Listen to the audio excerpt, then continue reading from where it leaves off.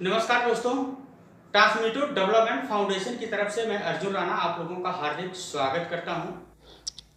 Hello leaders, good morning. कैसे हैं आप लोग? उम्मीद करता हूं कि पहले की तरह बहुत ज़बरदस्त होंगे और अपनी लाइफ में खूब इंजॉय कर रहे होंगे।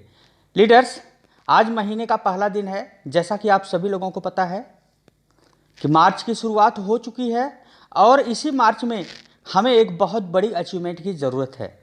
जैसा कि आप सभी लोगों को पता है कि support India development programme market में बहुत तेज़ी से अपने आप को ग्रो कर रही है और हमारी संस्था के द्वारा चलाया जा रहा एक ऐसा अभियान जिसमें बेरोजगार लोगों को स्वरोजगार से जोड़ने का काम किया जा रहा है और उनको प्रशिक्षण भी दिया जा रहा है और प्रशिक्षण के साथ साथ उनको फंड भी प्रोवाइड किया जा रहा है। जैसा कि दोस्तों आज का टाइटल आप लोग देख पा रहे हैं, support India development programme NGO vs company में क्या अंतर होता है, यानी कि एनजीओ और कंपनी में क्या अंतर होता है, इसके बारे में मैं आप सभी लोगों को डिटेल्स में बताने वाला हूं। तो वीडियो में आखिरी तक बने रहें। लीडर्स, भरोसा अगर खुदा पर है तो जो लिखा है तकदीर में वही पाओगे। जी हाँ, भरोसा अगर खुदा पर है तो जो लिखा है तकदीर में वही पाओगे। भरोसा अगर खुद पर है तो खुदा वही लिखेगा जो आप चाहोगे। जी हाँ दोस्तों, आज की डेट में बहुत ढेर सारे लोग MLM या नेटवर्क मार्केटिंग से जुड़े, लेकिन उनके सपने कभी भी पूरा नहीं हो पाए, क्योंकि किसी भी ऑर्गेनाइजेशन को, किसी भी कंपनी को जुड़ने से पहले हमें यह पता नहीं होता है कि यह कंपनी कब तक चलेगी, पैसा देगी या नहीं देगी। तो उसके बारे में मैं आप लोगों को बताने वाला हूं कि दोस्तों एनजीओ और कंपनी में क्या अंतर होता है। आपने बहुत ढेर सारी कंपनियों को ज्वाइन किया होगा, वहाँ पर सपने तो आपको इतने दिखाए जाते हैं कि आप इतने पैसे लगाओ, यहाँ से आपको डबल मिलेगा या इसका कई गुना आपको 12 महीने में मिलने वाला है। लेकिन दोस्तों वो मिलता नहीं है। क्यों नहीं मिलता? क्योंकि कहीं न कहीं हम जिस भी ऑर्गेनाइजेशन को ज्वाइन करते हैं वो एक कंपनी होती है। लेकिन लीडर्स, आज हम बताने वाले हैं आप लोगों को कि कंपनी और एनजीओ में अंतर क्या होता है। क्योंकि जब हम किसी भी ऑनलाइन प्लेटफॉर्म को ज्वाइन करते हैं तो सबसे पहले हमारे मन में यही डर रहता है कि कहीं हमारी ये कंपनी है जिसमें हम ज्वाइन कर रहे हैं, लोगों को ला रहे हैं, लोगों को बेरोजगारी से मुक्ति करा रहे हैं, कहीं ये संस्था या कहीं ये कंपनी भाग तो नहीं जाएगी। हमारे मन में सबसे पहले एक ही विचार होता है। तो आज हम जानेंगे कि एनजीओ और कंपनी में क्या अंतर है, कैसे हमें पहचाना जाए कि यह एक कंपनी है, और कंपनी में कितने इनकम का सोर्स होते हैं और सोशल ऑर्गेनाइजेशन में कितने प्रकार के सोर्स होते हैं इनकम को बढ़ाने का, यानी अपने आप को आगे ग्रो करने का। तो सबसे पहले हम बात करेंगे कंपनी के बारे में। जैसा कि आप सभी लोगों को पता है कि हर एक इंसान जो ऑनलाइन पैसे कमाना चाहता है तो सबसे पहले वो सोचता है कि हमें कोई कंपनी मिले ताकि हम वहाँ से जुड़कर अपने सपनों को भी पूरा करें और अपने आप को ग्रो करें। तो मैं अगर कंपनी की बात करूं दोस्तों, तो यहाँ पर कंपनी में केवल एक प्रकार के इनकम के सोर्स होते हैं। ये चीज़ें आप सभी लोगों को लिए जानना बहुत ज़रूरी है, क्योंकि कंपनी केवल प्रॉफिट के लिए काम करती है।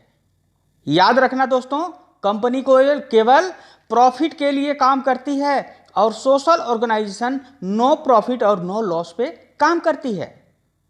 कंपनी के पास केवल एक प्रकार के इनकम करने का सोर्स होता है।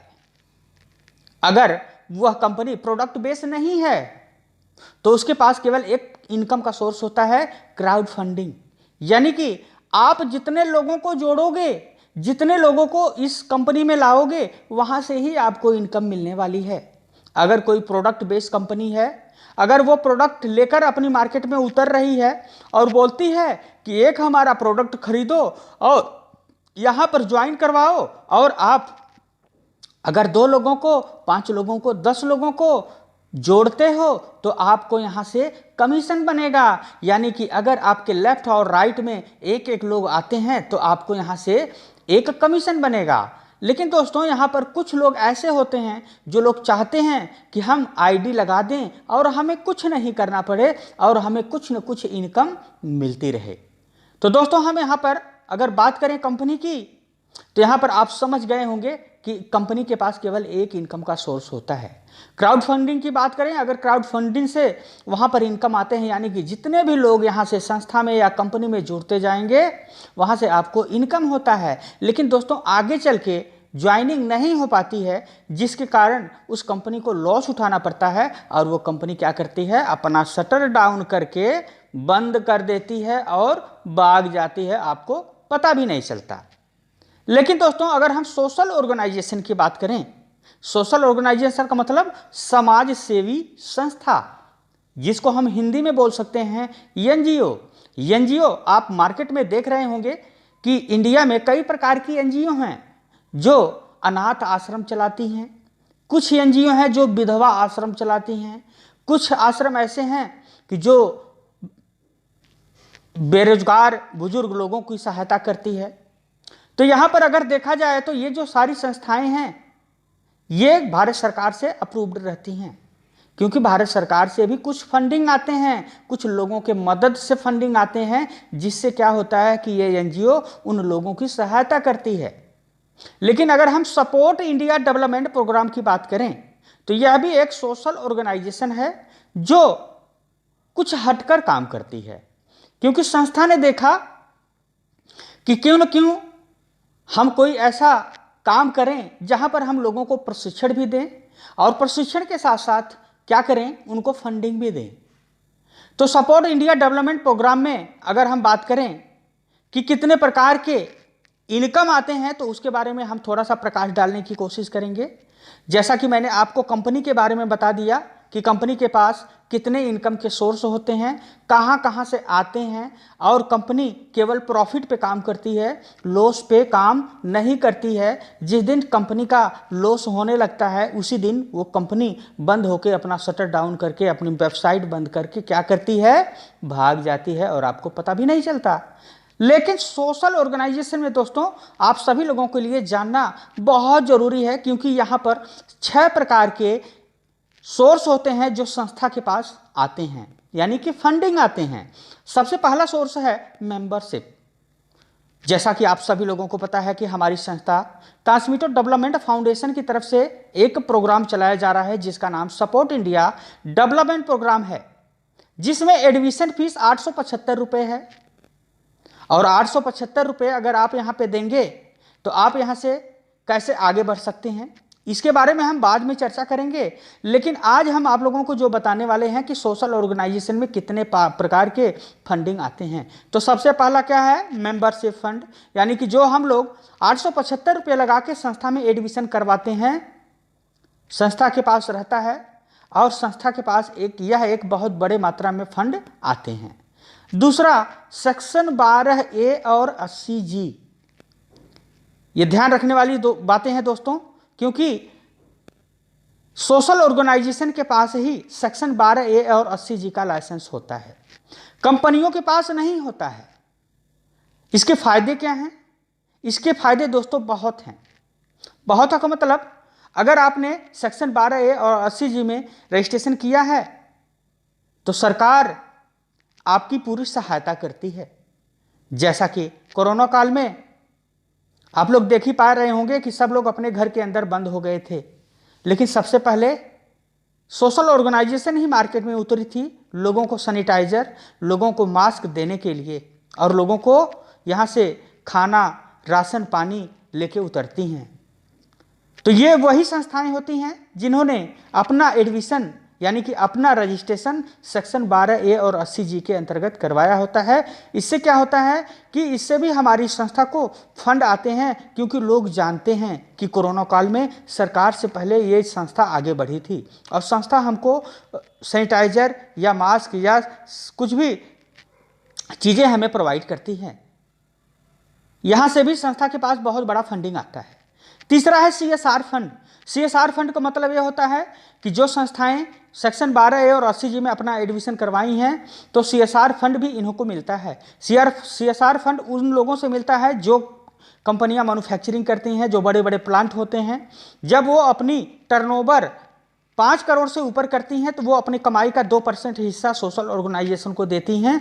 इसको बोलते हैं CSR फंड। ये CSR फंड के माध्यम से संस्था को मिलता है, लेकिन ये उसी संस्था को मिलता है जिन्होंने अपना रजिस्ट्रेशन सेक्शन 12A और 80G में करवा रखा है।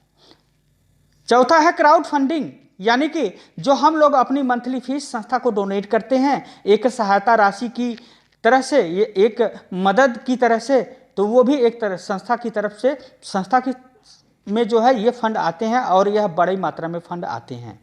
पांचवा गवर्नमेंट फंड और central government fund, state government, central government, यानी कि ये जो फंड है वो 3 साल के बाद संस्था को मिलते हैं, भारत सरकार देने लगती है। लेकिन मैं आज की बात करूं तो हमारी संस्था अभी 1 साल 2 महीने पुरानी हो चुकी है, तीसरा महीना लग चुका है।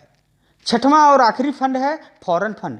ये फंड विदेशों से आता है और ये बहुत बड़ी मात्रा में फंड आते हैं। तो ये 6 प्रकार के फंड हैं जो संस्था के पास आते हैं और संस्था यानी NGO नो प्रॉफिट और नो लॉस पे काम करती है।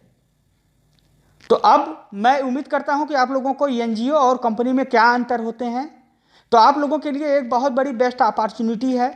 आप अपना एडमिशन कॉटेज इंडस्ट्रीज में करवा सकते हैं, एग्रीकल्चर में करवा सकते हैं, जिसमें हम हवा में कैसे खेती को उगाएंगे इसके बारे में आप लोगों को बताएंगे। इसके अलावा ब्यूटी पार्लर है, प्रोफेशनल यूट्यूबर है, ये 4 प्रकार के कोर्स हैं जो संस्था आपको प्रोवाइड करती है। और यहाँ से अगर आप संस्था में एडमिशन लेंगे, अगर आप यहाँ पर स्टूडेंट की तरह काम करेंगे, केवल प्रशिक्षण लेंगे, तो आपको यहाँ से संस्था 3 महीने के बाद 3-3 हज़ार रुपये करके आपको सहायता राशि देती है। और संस्था बोलती है कि आपने हमारे यहाँ एडमिशन लिया, सीखा, तो हम आपको मदद भी करेंगे। मैं आपको यानी कि हमारी संस्था आपको 50,000 रुपये का फंड पास करती है, जहां से आपको क्वार्टरली इनकम मिलता रहता है। लेकिन दोस्तों, इसके इनकम को लेने के लिए हमको प्रशिक्षण के साथ साथ संस्था के द्वारा बताए गए काम को भी करना होगा। जैसा संस्था बताती है कि आप 875 रुपये में कॉटेज इंडस्ट्रीज में आइए, 12 महीने में 12 प्रकार के आइटम को सीखिए और 3 महीने जैसे ही आप सीखेंगे और अपनी फीस 350 रुपया 350 देंगे, चौथे महीने में हम आपको यहाँ से 3,000 रुपया करके देते रहेंगे। ज़्यादा डिटेल्स के लिए आप हमारे चैनल पर विजिट कर सकते हैं। आप हमारे वीडियो को ज़्यादा से ज़्यादा लोगों को शेयर कर सकते हैं। ओके दोस्तों, तो दे दीजिए इजाज़त। Okay, thank you very much.